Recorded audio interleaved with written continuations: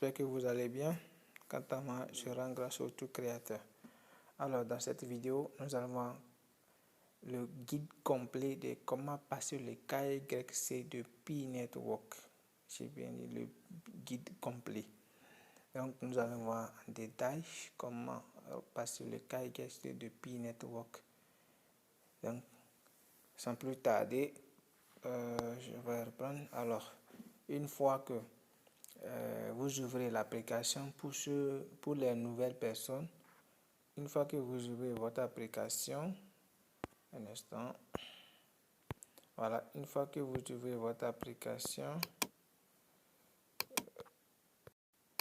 alors pour les nouvelles personnes qui recevront les notifications de KYC, une fois que vous ouvrez votre application Pi Network, à la première page, avant de lancer le nouveau minage, c'est une nouvelle session de minage, vous verrez un message qui vous confirme que vous êtes maintenant invité à passer votre KYC. Donc pour le message, vous verrez ce message.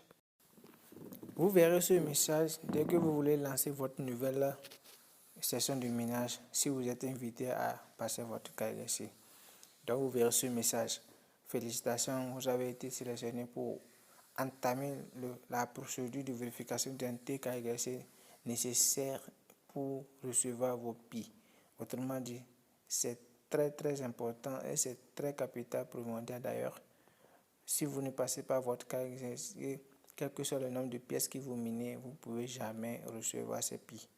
Donc, dès que vous recevez ce message, à votre nouvelle dès que vous voulez lancer votre nouvelle session de minage, vous cliquez sur passer le KYC si vous avez les documents, à votre niveau. Même si vous n'en avez même pas, je crois que vous pouvez essayer de cliquer là et pour pouvoir lancer votre nouvelle minage avant de revenir pour passer le KYC. Donc, une fois que vous cliquez sur passer le KYC, vous serez dirigé vers Pi Browser. Donc, vous serez dirigé vers vous serez dirigé à ce niveau où on vous demandera de se connecter à Pi Browser ou se connecter, en tout cas, utiliser l'alternative. Donc, vous cliquez sur connecter Pi Browser, là, vous cliquez là, vous continuez, ou vous serez automatiquement, ça veut dire que d'ailleurs, pour passer le KYC, vous devez forcément avoir l'application Pi Browser installée, forcément. Donc, vous devez forcément avoir l'application Pi Browser installée. Donc, à part l'application Pi Network, vous devez avoir l'application Pi Browser installée. Donc, une fois cette page chargée, vous aurez une autorisation à donner. La page va s'afficher. Voici l'autorisation. Donc, si c'est pour la première fois que vous vous connectez à au Pi Browser, à l'application Pi Browser, l'application vous demande d'autoriser la liaison de l'authentification de votre compte à l'application Pi Browser. Donc, pour que votre compte soit relié à l'application Pi Browser. Donc, dès que vous verrez ce message, vous cliquez sur Allow pour autoriser, pour donner accès. Donc, dès que c'est fait maintenant, la page ça va se charger et nous verrons dès qu'on va autoriser l'autorisation en cliquant Allow, maintenant la page ou l'écran d'accueil ou la page d'accueil de Pi Browser va s'afficher. Nous verrons ça maintenant. Ça va s'afficher. Voilà. Donc, une fois autorisé, la page se charge et nous verrons cette page d'accueil. Donc, une fois sur cette page, nous allons cliquer sur KYC Pi. Autrement dit, c'est là qu'il faut cliquer pour passer votre KYC. C'est ici. C'est là il faut cliquer pour passer votre KYC. Donc, on va cliquer là. Et quand on clique là, voici cette page qui va s'afficher automatiquement pour nous souhaiter enchanté, heureux de nous voir, en tout cas de nous voir. Donc, là maintenant, c'est pour démarrer déjà le processus de passer le KYC. À ce niveau, Nous allons sélectionner le pays. Donc, on sélectionne le pays. Donc, ici, nous avons la liste des pays à sélectionner. La liste des pays. Donc, vous sélectionnez le pays dans lequel vous êtes. Après cela, vous cliquez sur suivant. Non, après avoir sélectionné le pays, on vous demande de sélectionner la pièce valide, la pièce que vous avez. Donc, après avoir sélectionné le pays, vous cliquez également sur le niveau suivant pour sélectionner le type de pièce que vous avez. Si c'est la carte d'identité, si le CENI, permis de conduite, carte d'un passeport, vous sélectionnez également. Après cela, nous avons ces 3 cases que nous devons cocher. Donc, la première case, pour ceux qui savent lire en anglais, dès qu'on clique sur la première case, voici le message qui s'affiche. Voici le message. Donc, vous cliquez sur j'accepte pour continuer. Après cela, vous cliquez sur le deuxième. C'est vous reconnaissez que vous n'êtes pas, vous avez dépassé 18 ans. Maintenant, le troisième, quand vous cliquez sur le troisième, vous avez cette page et vous cliquez également sur j'accepte. Alors, dès que c'est fait, là, vous verrez que dès que c'est bien coché, vous verrez que ça nous donne la possibilité maintenant de continuer à nouveau, de continuer le processus de notre KYC. Donc, vous devez juste en bas, vous cliquez sur c'est parti, comme l'indique la flèche. Après cela, maintenant, on commence par vous présenter les différentes étapes, ce que vous allez faire, ce qu'on va vous demander. Ici, on demande la pièce d'identité. Donc, l'explication est là, on dit de prenez une photo de votre document d'identité, passeport, permis de conduire ou carte d'identité avec vos informations invisibles. Il faut que les noms et prénoms soient très très lisibles. Donc, c'est pourquoi il faut le faire dans la journée, en journée. Donc, c'est important. Donc, après l'étape là, on vous explique ici ce que vous aurez besoin de. Vous aurez besoin de vos informations claires. Remplissez un formulaire. Vous aurez un formulaire à remplir où on vous demandera votre nom, prénom, tel que c'est écrit sur la pièce d'identité. Si vous avez 2 prénoms, vous allez écrire ça exactement tel que c'est écrit sur la pièce d'identité. Si vous avez par exemple, comment on appelle-t-on? Vous avez 2 prénoms, que peut-être ils ont abrégé un avec I point. Donc vous allez écrire également avec I point et non écrire ça à la lettre. Et si vous avez 2 prénoms qui est écrit, les 2 prénoms sont écrits sur la pièce, en tout cas, si les 2 prénoms sont écrits sur la pièce, donc dès que vous avez aussi saisi dans une des formulaires, écrivez aussi les 2 prénoms. Même si c'est les 2 noms de famille, écrivez les 2 noms de famille tels que c'est écrit sur la pièce. Sinon, dès que vous faites d'erreur, le KYC va passer et ça c'est suspendu. Autrement dit, vous allez voir que ça c'est juste là en attente de vérification pour des semaines, des mois, même des fois plus des mois. Donc, on dit de remplir un formulaire dont les détails correspondent aux informations figurant sur votre pièce d'identité. Après cela, nous passons à l'étape suivante, confirmation de l'identité. Donc, suivez les étapes qui s'affichent à l'écran pour confirmer votre identité. Ici, vous verrez 2 étapes. La première étape, c'est que vous allez faire une photo. C'est le système lui-même qui vous fera une photo. À l'étape, vous allez juste regarder, fixer sur la caméra de devant. Le système va vous prendre une photo. Après, maintenant, la deuxième phase, c'est que c'est une petite vidéo pour vous vraiment, comment on appelle-t-on, valider ou pour que le système puisse détecter que vous êtes vraiment un humain. Donc, vous allez juste faire un peu de mouvement, peut-être bouger la tête, sourire, ouvrir un peu peut-être la bouche ou clignoter un peu les yeux. Donc, pour faire un mouvement actif d'un humain, et là maintenant, vous allez valider ces étapes. Après ça, maintenant, c'est juste vérifier toutes les informations et vous soumettez votre demande de KYC. Ok, après la présentation maintenant, pour la soumission, c'est un paiement de PI. Autrement dit, le traitement de votre carte grise est payante. Mais payante comment? Est-ce que vous allez décaisser l'argent de votre poche? Non. C'est que c'est les PI que vous avez minés qui seront utilisés comme des frais pour votre carte grise. Alors, vous voyez que ça, c'est vraiment un projet très lourd. Pourquoi je dis très lourd?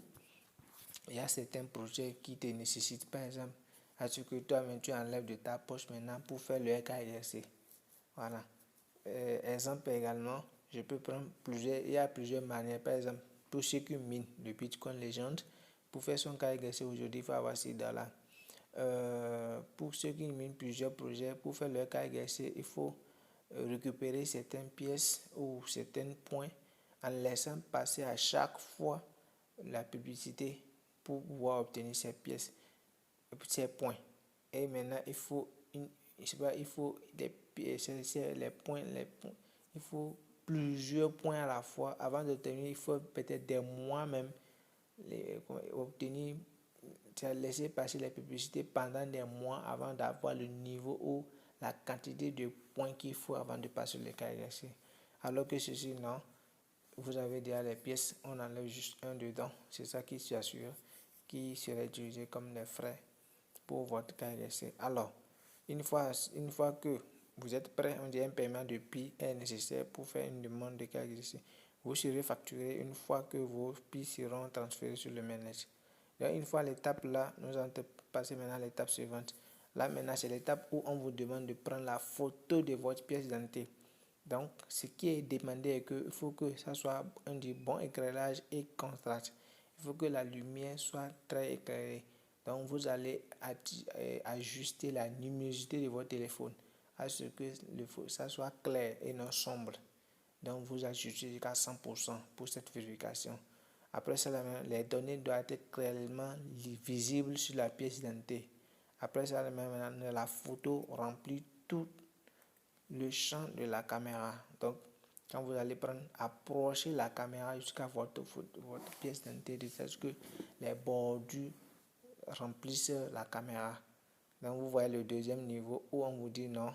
Autrement dit, vous ne pouvez pas prendre une photo avec, telle que c'est flou, une photo qui ne va pas également remplir les bordures de la caméra. Donc, ce qui est recommandé ici, c'est le premier. Dès que vous êtes prêt, vous continuez, vous cliquez sur je suis prêt. Voici un exemple.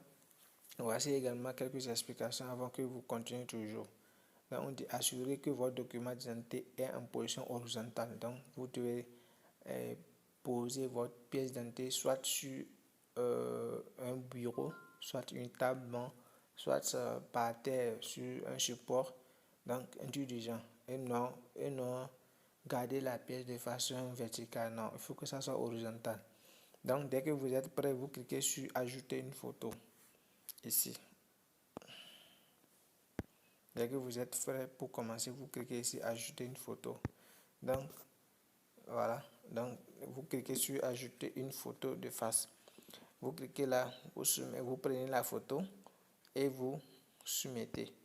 Donc, voici un exemple de la prise d'une photo de caméra, une photo d'identité. Voici l'exemple.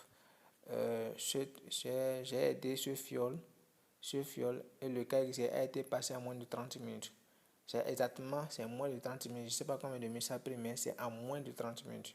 On était là, on a fait ça, on était là en train d'échanger. À peine on a vérifié, on a constaté que ça a été déjà validé. Donc, dès que vous faites, si c'est une page, par exemple au Bénin ici, par exemple, il y a des pièces, par exemple, cette pièce n'a pas de recto.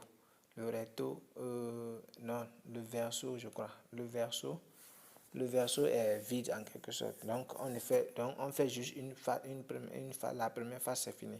Mais pour ceux qui ont les cartes d'identité nationale du Bénin, par exemple, donc, ils seront obligés de faire les deux phases. Maintenant, si c'est le passeport, c'est une phase qui est importante. Donc, vous faites juste la première phase où votre signature est et où votre photo est. Vous faites la page là et c'est fini. Vous n'êtes pas obligé de faire encore une partie, non.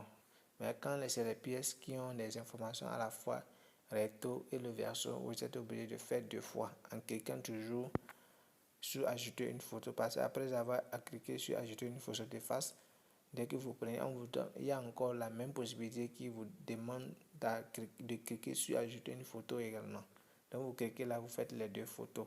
Alors une fois que c'est fait ici, voici le formulaire où je dois remplir mon nom, prénom, mes adresses et tout. Donc ici, on demande ici le prénom, votre prénom à vous. Si c'est 2 prénoms, vous saisissez tel que c'est écrit sur la pièce d'identité. Majoritairement, les informations sur les pièces d'identité sont saisies en majuscule. Donc, vous saisissez également en majuscule, tel que c'est écrit sur la pièce d'identité. Ici, c'est votre prénom. Là, c'est le second prénom. Si vous n'en avez pas, vous laissez. Ce n'est pas obligatoire. Ici, maintenant, c'est le nom de famille. Si c'est 2, si c'est 3, si c'est 4, c'est tel que c'est écrit sur la pièce d'identité. Ici, votre sexe, tout le monde connaît ça. Là, votre âge de naissance. Votre date de naissance, pardon. Après ça, on vous demande également l'adresse. Vous allez voir l'adresse 1, l'adresse 2. L'adresse, vous pouvez mettre le nom du quartier et le nom de la maison au nom de l'adresse. Au nom de l'adresse 1. Ou soit, l'adresse numéro 2 n'est pas obligatoire. C'est le premier adresse qui est obligatoire. Donc, soit vous mettez le nom. Pour ceux qui ont les maisons qui ont été identifiées par la mairie, par exemple, vous pouvez mettre derrière le numéro de votre maison et la rue, au niveau de l'adresse 1, l'adresse 2. Maintenant, vous mettez le nom de la maison, genre maison temps, maison temps, maison temps, ainsi de suite. Ou soit vous mettez toutes les informations au niveau de l'adresse 1, vous laissez l'adresse 2 pour continuer. Vous allez voir également les régions. Vous allez voir région. Si c'est au Bénin, par exemple, vous pouvez mettre le nom de votre département au nom de région. Ce n'est pas propre. À part ça, vous avez un code postal. Si vous n'avez pas, vous mettez juste 0, pardon. Maintenant, vous allez voir également, ils vont vous demander le numéro d'identification. Autrement dit, le numéro d'identification de la pièce d'identité, de votre pièce d'identité. Vous allez mettre le numéro de votre pièce d'identité. Après ça, maintenant, la date d'expiration de la pièce d'identité. Vous allez également saisir. Et dès que vous vérifiez que tout est conforme, vous cliquez sur suivant. Vous passez à l'étape suivante. Voici l'étape suivante, c'est là où il faut confirmer son identité. Là, il faut vérifier. Là, vous devez prendre une photo de vous-même et également passer une petite vérification d'une petite vidéo pour pouvoir continuer le processus. Donc, alors, dès que c'est fait, nous allons passer ici pour revoir un peu toutes les informations que nous avons saisies, à savoir les prénoms, la date de naissance, le type de pièce sélectionnée, le numéro de la pièce, la date d'expiration de la pièce, notre adresse, les régions, et également voir si les photos, parce que le système va vous montrer si votre photo qui figure sur la pièce et la photo qui a été prise par la caméra correspondent. Dès que c'est bon, si tout est clair, vous vérifiez avant de soumettre. Si vous voyez que quelque part il y a anomalie, vous cliquez par exemple ici, si c'est un nom qui est mal écrit, vous cliquez sur crayon qui est là par exemple pour modifier et avant de pouvoir soumettre. Voilà, donc vous avez la possibilité de modifier, de corriger les saisies que vous avez à saisir et que c'est erroné, ou même si c'est la photo qui a été mal prise, vous pouvez reprendre à nouveau avant de soumettre. Donc, vous avez la possibilité, dès que vous êtes sûr que c'est bon, que vous allez maintenant soumettre votre KYC. Alors, dès que tout est vérifié que c'est bon, maintenant, on soumet. Et dès que, après la soumission, nous allons voir ce message de félicitations. Et on peut cliquer ici pour voir l'état. Désolé. On peut cliquer ici pour voir l'état. Est-ce que c'est en cours de traitement? Est-ce que c'est validé? Voilà, donc on clique là pour voir si c'est validé ou pas. Maintenant, dès que vous quittez sur la page, après quelques minutes, dès que vous voulez vérifier, voir le statut de votre demande de KYC. Dès que vous ouvrez, comment on appelle ça? Dès que vous ouvrez votre browser, ou dès que vous ouvrez votre browser, désolé, je crois que la connexion, un instant, je crois que c'est venu. Voilà, dès que vous ouvrez votre browser, vous cliquez ici, vous cliquez sur toujours KYC, vous allez voir, ils vont vous montrer si votre quand le KYC a été validé ou pas. Voilà, vous verrez ça. Ou bien si c'est toujours en attente de confirmation, vous allez également voir le message. Voilà simplement comment passer le KYC, très simple, très simple. Donc, pour vos fioles qui sont très loin de vous, qui ont du mal à passer le KYC, vous pouvez les partager cette vidéo pour les permettre de passer le KYC très simple, sans même l'aide de quelqu'un, en suivant juste tout ce qui a été expliqué ici en détail. Donc c'est comme ça, c'est la manière la plus simple pour passer son KYC sans problème. Donc voilà juste un peu ça. Et c'est tout pour cette vidéo. Pour ceux qui ont des préoccupations, vous pouvez les laisser toujours en commentaire. Je crois qu'on fera également une vidéo pour essayer peut-être de vous montrer un peu la procédure, une procédure pour ceux qui ont les KYC suspendus depuis des mois, des années, qui ont passé et dont la vérification est toujours en cours. Je crois qu'il y a une petite méthode, un petit processus où on peut demander, on peut envoyer une demande à la Cour avec quelques détails, et si on a la chance, il peut nous renvoyer un nouveau KYC pour qu'on puisse maintenant corriger les erreurs ou bien resoumettre le KYC. Voilà, donc on fera également une vidéo à ce propos au moins opportun, et vous verrez ça dans votre chaîne par la grâce de Dieu. Alors, je suis sûr, on se dit à la prochaine.